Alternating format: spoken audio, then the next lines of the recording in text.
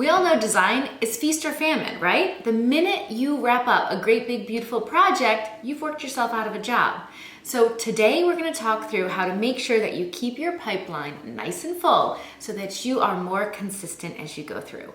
We'll raise a glass and think tank how to make more money, have more joy, and more creative freedom in your interior design business. I'm Sandra Funk, and this is Design Sips. Cheers.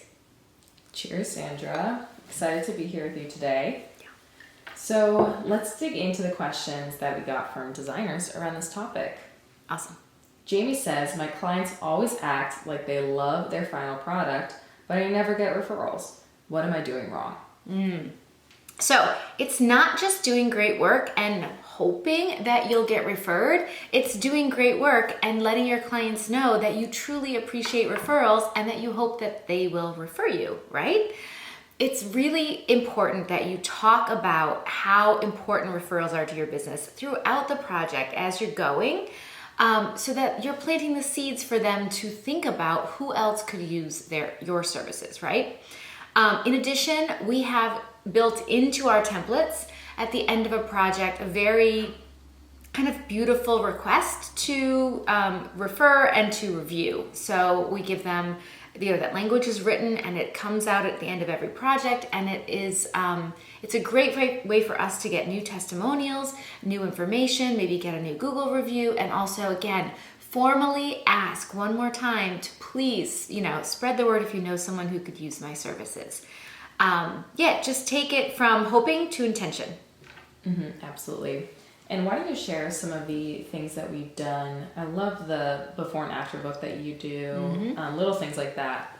Yes. So we love to do kind of as a gift, end of project gift. In the projects that we photograph, we'll do a before and after book. And it's mostly after shots, but we do include a couple of befores just so that the client can remember that transformation. Often we just kind of forget where we came from when we get to the end. This book, bound beautifully, is also branded. It's House of Funk and then the client's name. So it has, I always write a little inscription in the inside cover. It's basically this wonderful way for our clients to show their friends, their neighbors, their family, look at where we were before we, finished our beautiful home. It's a coffee table book, so we hope it lives out in their room. And it basically is a way for us to say, House of Funk did this beautiful design work. So when they're showing friends, I like a fuzzy on my lip. When they're showing friends and family, they're also telling them that House of Funk is who did the job. So it's this beautiful gift, and it's also branded so that the word is out. Yeah, totally. I love the book, and it's really not just some flimsy photo thing that we No, it's like a beautiful coffee table book. Yeah, something they want to keep out on their coffee table. And why don't we talk through how even leveling up your client experience will lead to more referrals? Definitely. So the most important thing when you're talking about getting referred is creating not just a good experience of a client going and working through with your firm to do their interior design work, but creating an exceptional experience, right? So taking it to the point where it is surprising, it is delightful, it's bougie, right? It's something that would make them want to go and tell a friend. So I talk about all the time, different examples of you can fly first class or you can fly in the back of the plane. The result is the same. You get from where you are to where you need to go, right? But the experience of it is completely different. So back of the bus, maybe you're sitting really close to the bathrooms and to where the stewardesses are going in and out and constantly, opening all those things and closing all those things. And there's a line of people, kind of bumping up against you, waiting for the bathroom. You're squished, right? And they toss you a bag of some of the worst food that you could ever consume as a snack. Just full of preservatives and gluten and just all the stuff, right? And then you're like, water, could I please have a water? You get one water or drink as they go by. Okay, so then let's do the other version, right? First class. Let's put us in a really nice plane too. You're in your own little pod right? They give you like a present. There's like a little zip baggie full of like lotions and lip balms and eye masks and socks. Who doesn't need socks on a plane? The stewardesses are zipping by, constantly checking on you. More champagne, Sandra? Yes, more champagne, right? Same exact result. I'm getting from where I need to be to where I need to go. Experience is completely different. And obviously the experience of, and then the pod turns into a bed, and then they had like pajamas and like there are different experiences in different first class cabins, but man, are they photo worthy, selfie worthy, tell your friends worthy. I'm still talking about that stuff worthy, right? Like when we went to France and there was like a full like cutlery, plates, like a gorgeous meal, wine, like a wine list with all the options, gorgeous crystal glass. That is worth talking about, okay? This was many, many moons ago that happened, but it is worth talking about. It's so memorable, right? It's bougie, exciting, delightful, fun, extra, like extra, extra, extra. Okay. Same results. So what can you do in your design firm? You're going from their before to their after on their design, but how can you make it memorable, delightful, exciting, and fun, right? From the little things, making sure that you have their favorite drink at every meeting, to the big things, the coffee table book at the end of the project with, beautiful professional photography. So, and then all the details in between really matter. So it's not just those surprise and delight moments, but it's also being their expert, being their rock, being consistently communicative, being on budget and on time with their project. Like it's really showing up for them, meeting and far, far exceeding all expectations. Yes, definitely. I think there is some controversy around clients adding scope to an existing project, which is a whole nother episode, but you've always had great success with filling your pipeline from the same clients. Mm-hmm. How often do you work with the same clients over and over, and do you recommend this as a strategy for other designers? Absolutely. So when you are coming to the end of a project and you need to kind of get out there and find that next project, number one, always be marketing, right? Never stop marketing. Even if you are slammed, you are so busy, still keep that marketing going because these projects do end, right? But also when you are kind of getting to that point where it's, you're scheduling installations and we know this project is going to be wrapped up very, very soon, that's a great time. If you don't have your next project teed up already, great time to send out individual personalized notes to your previous clients to say, I just wanted to check in. How are you all doing? I wanted to let you know I'm wrapping up a project, and I know, we talked about maybe moving to the blah, blah, blah insert room here.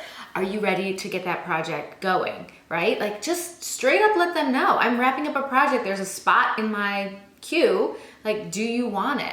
And remind them of the rooms that aren't done yet in their home. Or maybe, did you end up buying that beach house you were talking about? Are you going to do the addition? Are you still thinking about converting the garage into a studio? Like, remind them of the chit chat, of all the other things in their house, and it will, that is often your best bet, right? We know that to go out and get a new client is an absolute ton of legwork, from marketing to find them, to wooing them, to the potential client process, to all the onboarding, and then setting all the boundaries and expectations. But when you work with repeat clients, it's just right. You flow right in.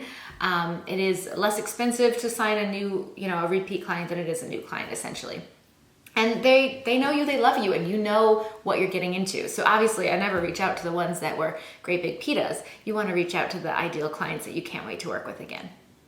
Cheers to that. Cheers to that. Yeah, I love how these strategies today, we're not really going to focus on, the heavy marketing aspect of this, but these are all things that are most likely happening in your business. You just need to kind of act on them now. Yes. Leveling up your client experience, working with previous clients. Yeah, exactly. And just being intentional about that, and definitely making sure, and again, those, there's nothing wrong with setting up those Instagram worthy moments, having, delivering flowers that beautifully dovetail with the room and like that, all that kind of stuff, really, you have that ability, you're inside their head. because you're their designer. So use that, and be very custom and unique to them when you give them gifts or, experiences. Totally. Yep. Okay, and then one other thing I thought that would be great to cover was this question. Kelly says, do you analyze any data you get on your leads to figure out what works and what doesn't work? So, for instance, Sure. When they ghost us, maybe what happened there, or did they call or email? Yep, definitely. So we keep all of our potential clients in a lead tracker so that we can really follow the journey of how long have they been on our email list, when did we meet them, were they a referral, who are they tied to, so that we don't forget that as well, and of course go back and profusely thank our referrals.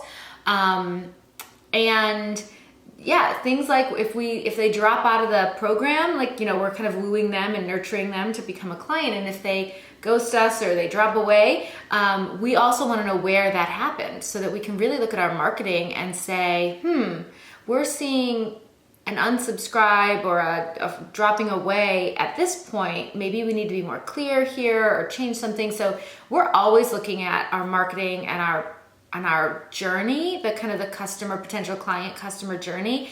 And just, we're data driven. And so we're looking at what's working, what's not working, how is that converting? All of those things. I think it's easy to get stuck in I need to be creating new things all the time, but take this time to look at what you already have and what's working, what's not.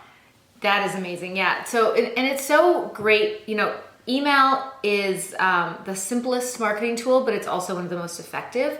So obviously we use social media to get new eyeballs, but we use email to really get to know, right? But that doesn't mean that we have to be individually sending out emails to potential clients. There's, a way to do a sequence with your emails and really nurture them, but consistently across all clients. So that's a big part of kind of looking at those metrics and knowing what's working. And of course, lead magnets, right? So giving a client something of value that they then give you their email address in exchange for, so that they then come into your world and get to know you. We have so many episodes on this, so we will be sure to link them in the description. Have you ever wanted to be a fly on the wall to watch an interior designer pitch and sign their great, big, beautiful, ideal clients? Well, now you can. Check out my video.